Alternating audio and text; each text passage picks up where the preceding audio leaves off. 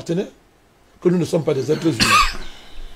Donc, il fallait l'esclavage devait nous humaniser. Et comme nous sommes des sous-hommes, des animaux, l'esclavage devait servir de médiation pour nous amener au stade de l'humanité. Mais c'était pour masquer quoi? Pour masquer le fait qu'on venait arracher tout ce qu'un continent avait. Par la force, on venait arracher. Donc il fallait justifier donc, en disant qu'il n'y a rien là-bas. Personne ne peut parler là-bas. Il n'y a personne qui soit en mesure de défendre là. Il n'y a personne, il n'y a rien. Pareil avec la colonisation. Donc, on a tué, on a massacré, on a menti, on a violé pour s'installer. Ça a commencé là-bas, comme ça a commencé, pour s'installer.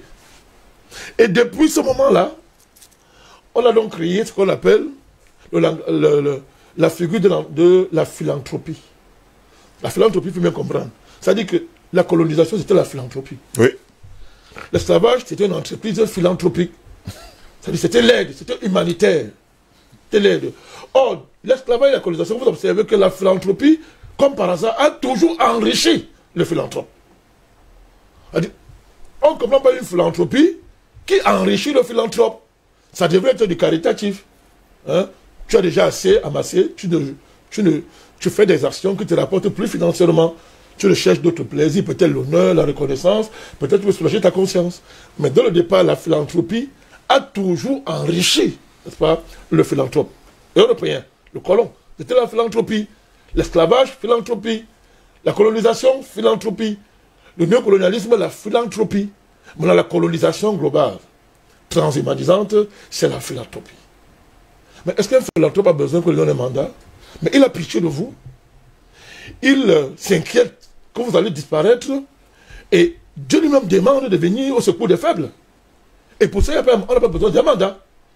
Vous vous autoproclamez quelqu'un qui est un bon samaritain, parce que vous avez peur de la punition divine, que vous pouvez partir comme ça, vous laissez un samaritain qui est en voie de mourir, oui, parce qu'il était tabassé par des bandits. Oui. Donc, un philanthrope n'a pas besoin de mandat. Il s'octroie le mandat. Sauf que dans le cas présent, mon cher gosse, c'est que le philanthrope tue, viole, détruit, rate tout sur son passage, anéantit les êtres humains, les défigure en présentant les humains comme des non-humains. Ça, et l'apartheid est là pour le démontrer. En Afrique du Sud, ils sont par exemple de l'Afrique du Sud. On décide que vous n'êtes pas les non-humains, on vous tue, on vous massacre, et maintenant tout ça c'est la philanthropie. Parce qu'après il faudra justifier aux générations futures pourquoi on est là.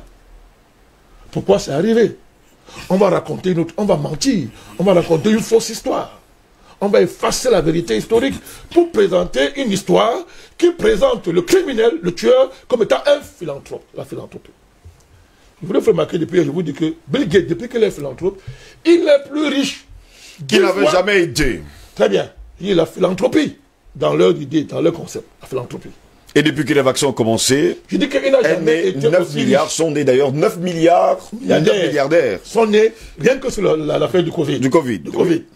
Donc, nous sommes là à l'origine de cette affaire de porte-parole de l'Afrique. Il n'est pas le premier. Tous les présidents français se sont toujours mis dans ce rôle. Chaque président français, quand il fait 10 discours, 8 sont sur l'Afrique. 8 sont sur l'Afrique. Vous vous demandez si ils sont africains ou c'est quoi? Ils sont français ou africains? Vous vous demandez, mais finalement, la France, quand on dit la France là, c'est toute l'Afrique mélangée avec le territoire de l'Hexagone. On ne comprend pas cette affaire. Pourquoi un président français, quand il fait 10 discours, il y a 8 sur l'Afrique? Eh bien, M. Ngoz, c'est la philanthropie. C'est la philanthropie. Donc, il n'a pas besoin d'un mandat pour ça. Il s'auto-proclame. Et ça se traduit aujourd'hui par ce que nous voyons, M. Ngoz. Le coût de cette autoproclamation, c'est la continuité de l'assassinat du président.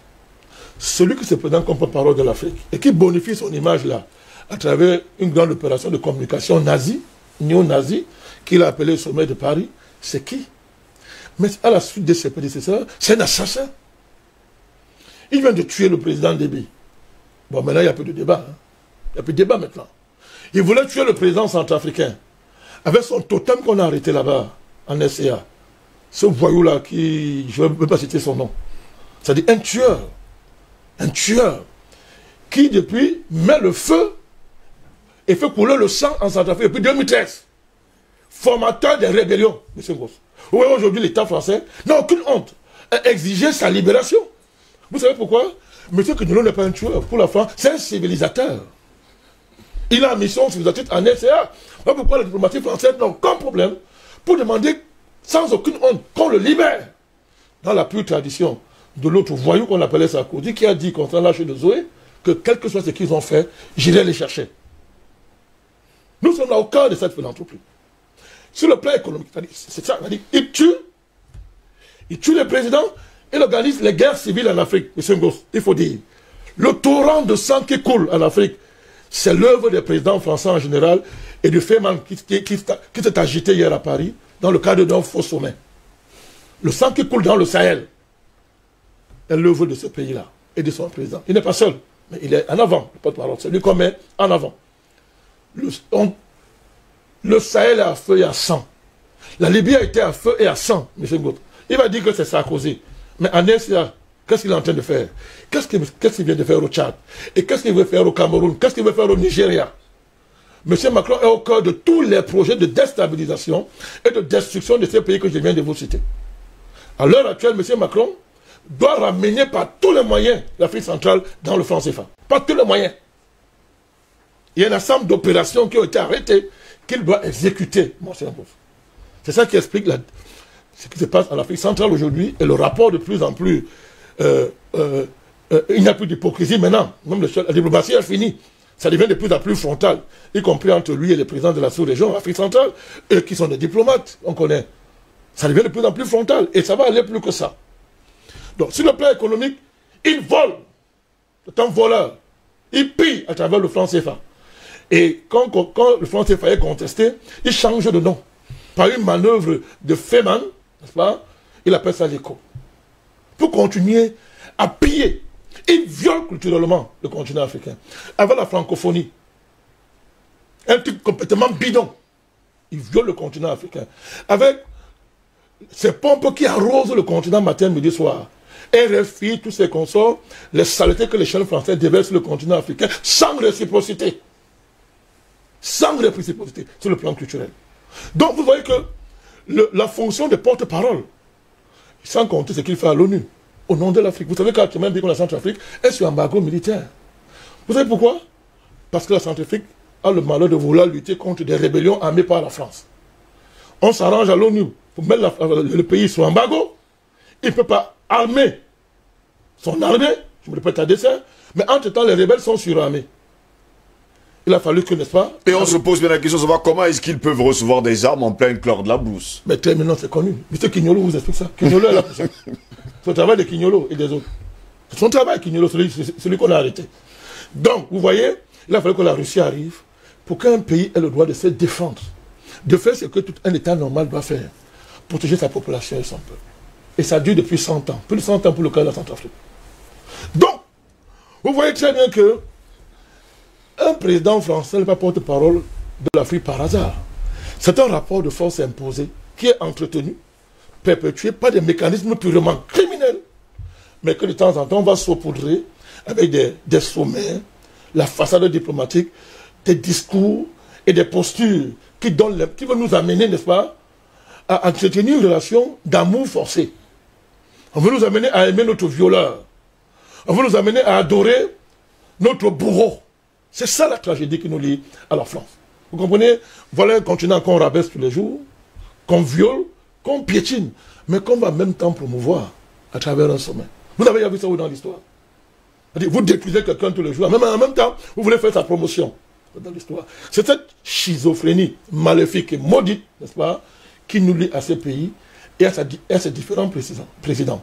Macron n'a reçu le mandat de personne. Comme avant lui, aucun colon n'avait le mandat de personne. Aucun esclavagiste n'avait le mandat de personne. La sauvagerie Ngoz a primé sur le droit. La violence a primé sur la justice.